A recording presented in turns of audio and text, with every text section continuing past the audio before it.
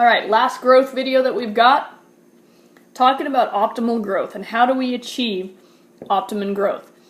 Optimum growth is totally going to depend on the production goals. Depends on if we're asking those animals to produce milk, meat, fiber, eggs.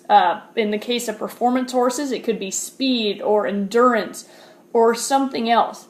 So understanding that optimum is going to change from species to species, and even within a species, it's going to change from stage of production to stage of production. So optimum is kind of a loose goal, but we want to achieve optimum growth in all of our animals. So for those animals that are desiring meat production, optimum growth is all about trying to produce a carcass that's going to meet consumer criteria.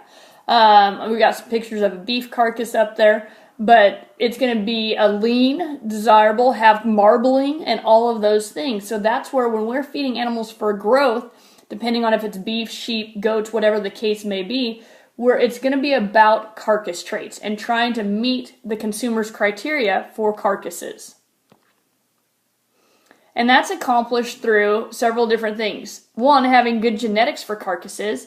Two, in feedlot settings, particularly on the cattle size and even some of the lamb feedlots, there's going to be stage or step diets that allow a transition for animals from a high forage diet onto a higher concentrate diet. And these different diets account for different stages of growth. And so it is about trying to take one phase, say the finishing phase, the growing finishing phase, and we're trying to break it down to better match their nutrient requirements to those phases. Generally, we're going to be feeding for a lean gain while the animal's laying down protein.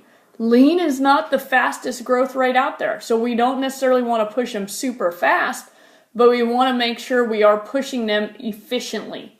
And so making sure they're putting down lean gain throughout that process. If the animal starts laying down fat, we may need to back down a little bit depending on where we're at. And so that's going to be something that's monitored and managed. There are some tools out there to help producers to help manage optimal growth and manage lean growth, and some of those are repartitioning agents. Those are additives. They are either hormone or hormone-like or ionophores or other substances that can be added to an animal's diet to allow them to promote lean tissue development as opposed to fat tissue development.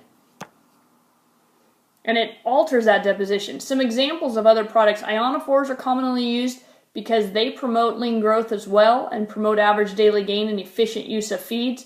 Many of you have probably heard of Paylean, or the chemical is actually ractopamine. There is a product for pigs and a product for cattle approved on the market. And those actually change the ratio of fat and protein that's deposited. It's designed to have an animal shift from putting down fat to putting down more protein. And it's one of those products that if you show animals, a lot of people abused it and caused a lot of problems with animal health and well-being and carcass quality. And so those products kind of have a bum reputation. However, if they are fed how they are intended, they can be extremely useful for producers to be most efficient with their feed dollars and promote carcass development that the consumer wants. If we talk about breeding animals, and we'll take a look at milk, eggs, wool, work, whatever we're asking them to do, then we're wanting to make sure that we have an animal that's going to perform well over a lifetime, longevity. And so we want to manage them from a life cycle standpoint. So it's not as clearly defined, that effect of early growth on total lifetime performance. So optimum growth is not as clear for these animals.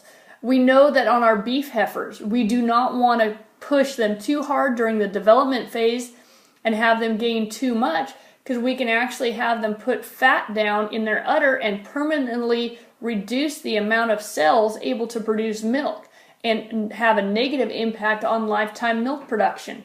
So there's some clear challenges in terms of what that optimum growth rate, and that's still being explored and researched. What we do know is that rapid rate's probably not wanted, but we sure don't want to go too slow. We also probably don't want uneven growth. We want to keep them consistent and steady, and on a steady climb in terms of those growth rates. That wraps up the last round of growth discussion. Final series of videos is going to be repro.